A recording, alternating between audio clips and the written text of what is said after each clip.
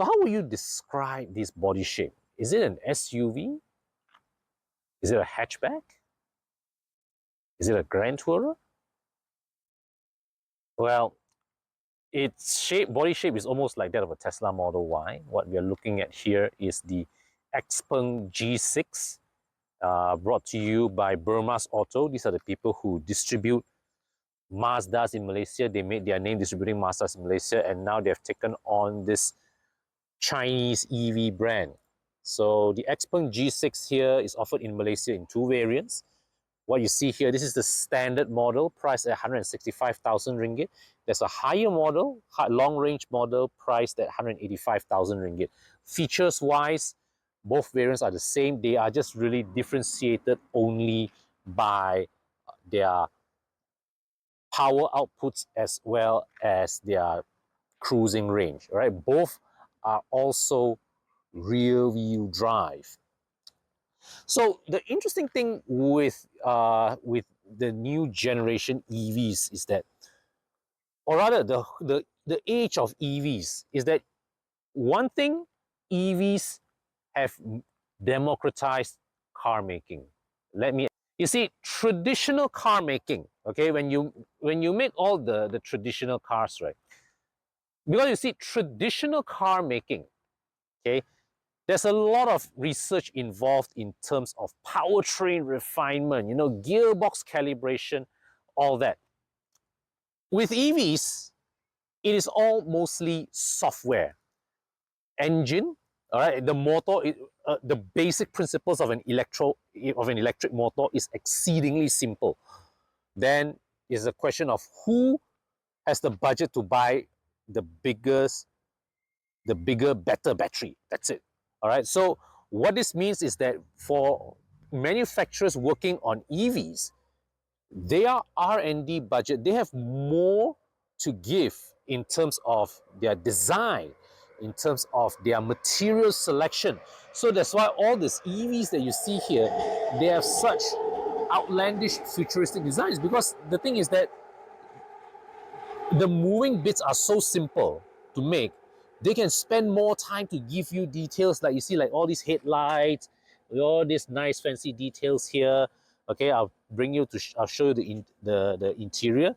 And there's also unprecedented amount of freedom in how these cars can be configured. Because you see, in a traditional combustion engine car, the engine is the bulk of the car, is the bulkiest component of the car, and that has dictated the car design for the past 100 years. Today, in the XPeng here, for example, this rear-wheel drive model, the electric motor is mounted right here at the back.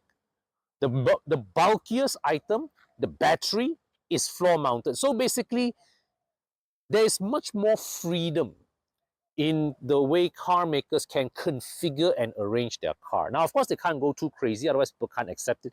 That's why there's still a semblance of the traditional profile of a car. But as you can see, right, the way the new generation electric cars are built, they don't conform to the same restrictions that befell traditional internal combustion engine cars. But that being said,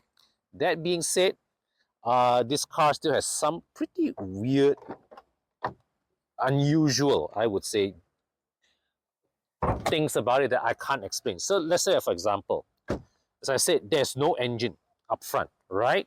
But as I pop the bonnet, this space is all unavailable. So I have no idea what XPeng has put inside here, but this space is totally unavailable. All right. Now, this here is the rear charging port. Powered release. Nice. Okay. And press this to close. So, design-wise, I've come to the point whereby all these, the latest current gen of cars, especially the ones from China, all of them look good, all of them look expensive, but at the same time, all of them kind of look the same. Okay, so the things I want to highlight, of course, is that coming back to the front here, here's the main highlight cluster, the main headlight cluster, at the bumper, and then the daytime running lights is this is what I always call the eyes of the car. Okay, now it's raining here, so I'm just going to quickly show you the boot. Power boot opening. In any case, this car is actually much more fascinating inside, as I would show you. So boot space wise, quite normal, but let's open this here. So underneath here, there's a hidden compartment, and nothing fancy, but they molded this section in a way whereby the floorboard you can drop in to hold, so that it holds this up while you can access this hidden space inside here. It's a 12-volt socket, and I appreciate the fact that the lighting is angled inward. So when you open the boot in a dark space, it does not glare your eyes. The seats here offer 60/40 split folding. Let me show it to you. Lift this up, pop down, and down again. So the tonneau cover is detachable. See here, this tonneau cover is detachable. All right, and I can close this. Now let's go inside.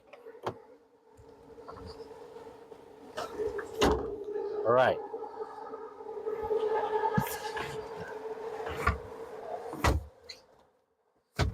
So that this inside here, you've got a panoramic roof, and you can see the seats offer lean adjustment. Let me just show you the armrest here. Pop this open. Nice solid feeling mechanism. Material selection here is fantastic. All right, so there's this sort of like suede at the top here, and also perforated leather here in this lower section. Okay, and see this. Okay, so you have two lean angles, right? Let me just, so I'm 170 centimeters tall, and above me there's plenty of headroom. So I'm seated in a more upright position, and even then also the lean angle is good. Okay, fantastic amount of space ahead of me, good thigh support as well, and all right, wow, the lean adjustment, all right, as this is really a good lounging position, whereby I think my angle is at least about 30 degrees, feels like that. So this feels like a space where I can enjoy a really good relaxing journey on a long distance trip. So now here, the center console, rear aircon vents, two USB-C ports. Okay, so basically in terms of space, there's acres of space here. Now, the door opened by the press of a button. So the doors are frameless.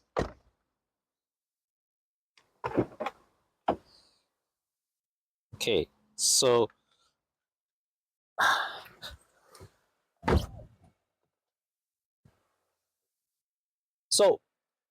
the design wise, very simple. Okay, very straightforward. Let me increase the temperature. It's a bit cold. All right, so I'm going to bring the temperature up to 24. So there's one screen here for the instrument cluster. Very simple steering wheel design. Yeah, basically no buttons. So you see, the logic these days when car makers build cabins, right, is that they keep the button count to a minimum. All right, and this actually, well, firstly, people think it's expensive. Makes people think it's high class. But actually, what it does for the car makers is that it really saves their cost. Because it's way cheaper just to put a screen, all right, one screen across all the models, and any difference in spec is just whatever apps that you put in here on the software, and that's it, right? So inside here, there are also plenty of things to explore, but I do have one thing to highlight. Now, I've been in this car for half a day, and I can't figure out how to adjust the side mirrors. But there's plenty of things you can do in the app. So let's select, for example, here. Okay, so yes, tire pressure monitoring, energy curve, you know, You can even use this to activate the wiper maintenance mode. Check it out. So nowadays, especially the Continental cars, the wipers are all buried in a very hidden position for aerodynamics. So when you want to change wipers, you actually have to move them into a position called maintenance mode. Okay, with BMWs, you need to play with some acrobatics with the wiper stock, but here, just touch the screen. So now the rear wiper is in maintenance mode, right? See that? Now I deactivate maintenance mode. Let's try the front.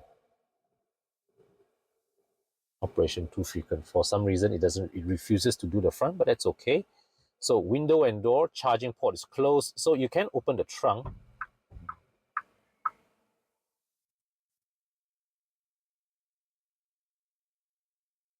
And you can close the trunk.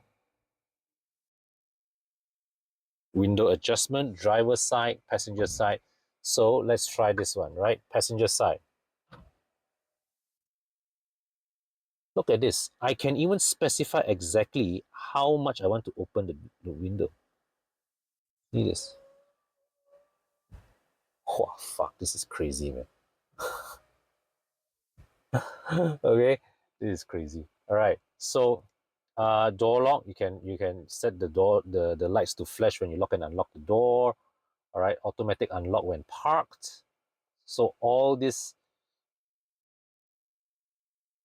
for you to adjust, and you can even adjust the trunk, the boot lid opening angle all the way between 60% to 100%. Okay, lights, headlight control, the headlight height is all adjusted through the screen. Okay, there's all these, they don't have to engineer special switches for all through the screen. Okay, and look at this. So let's say right now I adjust the driver's seat. Okay, I adjust the driver's seat. So when I press this, the seat automatically pushes me back to the memorized position. So here you can choose the driving modes as well. There's auto hill descent control, stability control, electronic parking brake, real-time VR assist, okay? Driver assistance, forward collision warning, obstacle avoidance, lane support, lane departure assist, blind spot detection, rear collision, all this driving, parking, all right? Voice assistant, okay? Sounds, charging and discharging, intelligent imaging, display, device connection, general. So the screen offers a high level of control for the car. But if anybody figures out how to adjust the side mirrors, I welcome you to share that knowledge with me. Okay. Now, this here, I believe it is an infrared scanner, okay, to monitor for driver drowsiness. Okay, so here you can see another thing. Check this out. How do you adjust the aircon vents? Answer is you do this. This is how you adjust the aircon vents. Okay, there's no mechanical bit right there.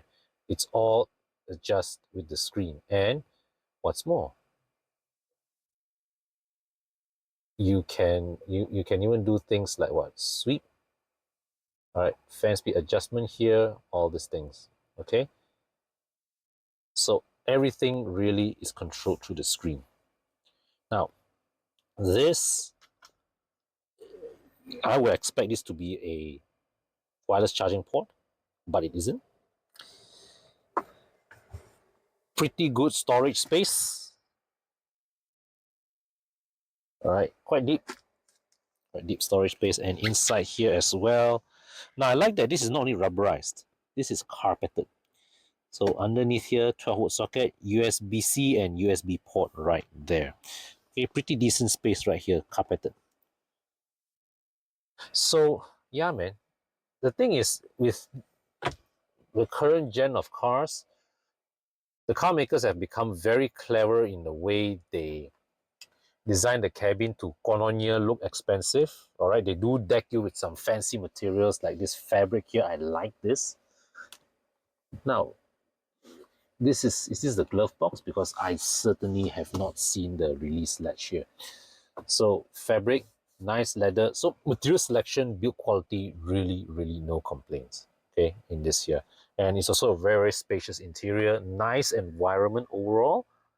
Okay, so yeah, let's bring this out for a drive. All right, so the XPeng G6 is available in two variants, the 580 Pro and the 755 Pro. Both these numbers are just representative of the projected range of their batteries. So what we tested in this video is the 580 Pro, and that goes for a price of 165,000 ringgit. Now, if you were to finance this car over a 9-year tenure, 90% loan at 2.42% interest, you are looking at a loan amount of 149,000 ringgit, monthly installments just under 1,700 ringgit.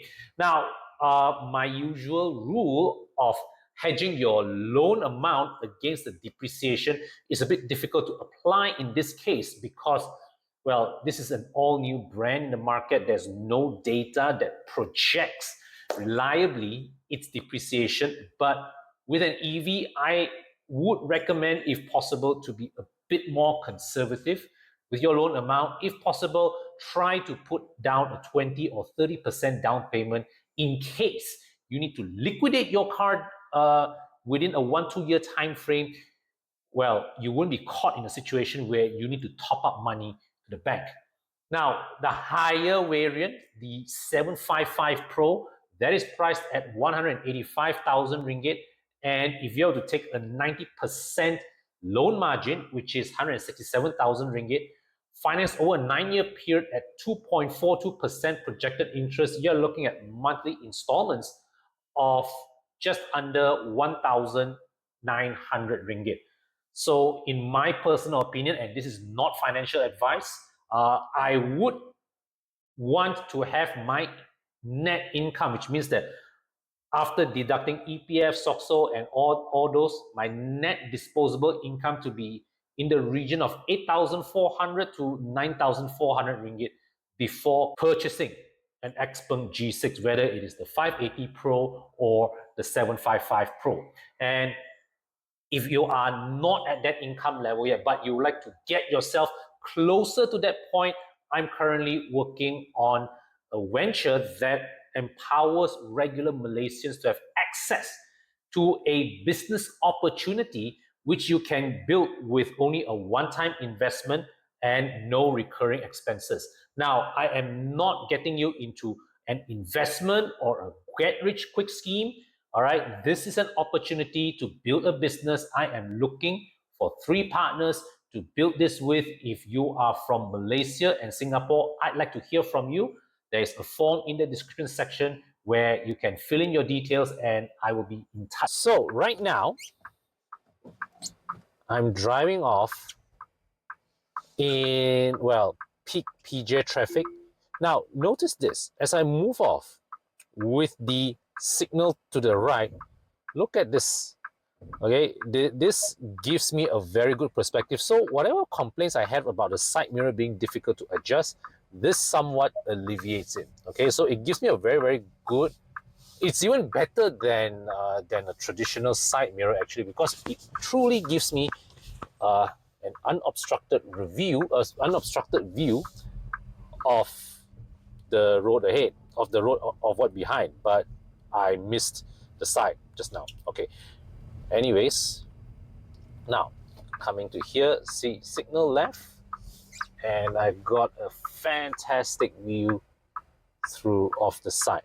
Okay, in fact, so this is so good, right? It kind of renders the side mirror almost, I wouldn't say totally, but almost unnecessary. Now, driver assistance.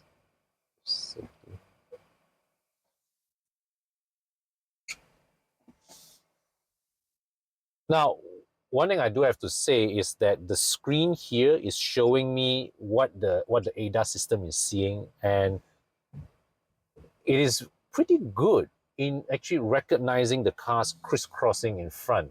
All right. So I'm exiting a busy junction.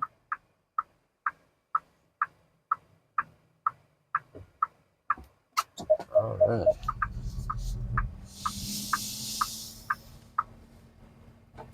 So turn left here.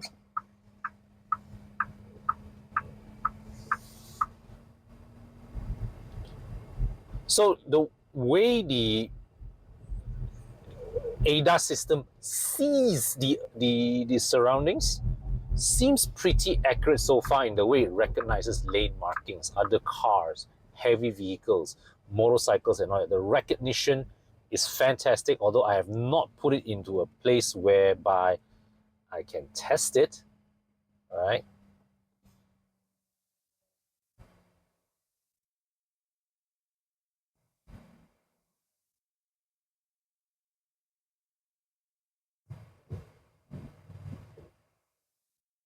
So now that at slow speed, the car flashes out the 360-degree camera and I can activate the 360-degree camera. Look at this. Wow. So it's showing me basically two angles on either side.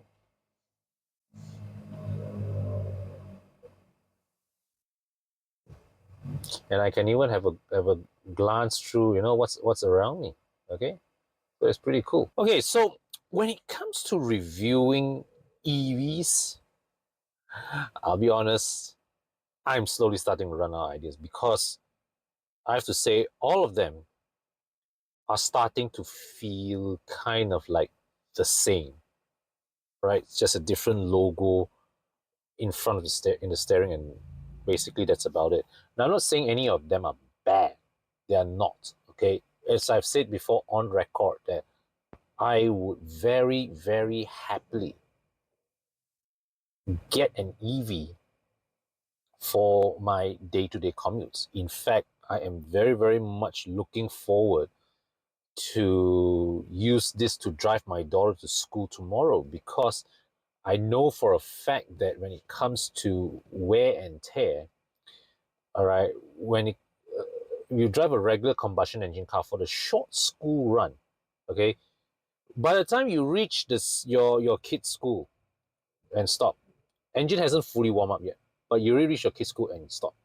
All right, off engine, get down, walk your kid to school, come back, start engine again. All right, that's another wear and tear. Then drive back home, engine not fully warm up yet, engine off.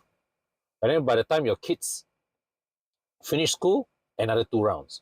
So the thing is, for this kind of, like, see that right now, stuck in traffic and all that, right? I would much rather be stuck in traffic in an EV than a rumbling V8 up front burning my petrol. So EVs will never replace combustion engine as my uh, as as cars that evoke emotion, that evoke a sense of occasion. But if you are to think from a utilitarian standpoint, where you're going about your daily business, sending kids to school, going to work, right, groceries and all that, you just want something that works without fuss, without complexity.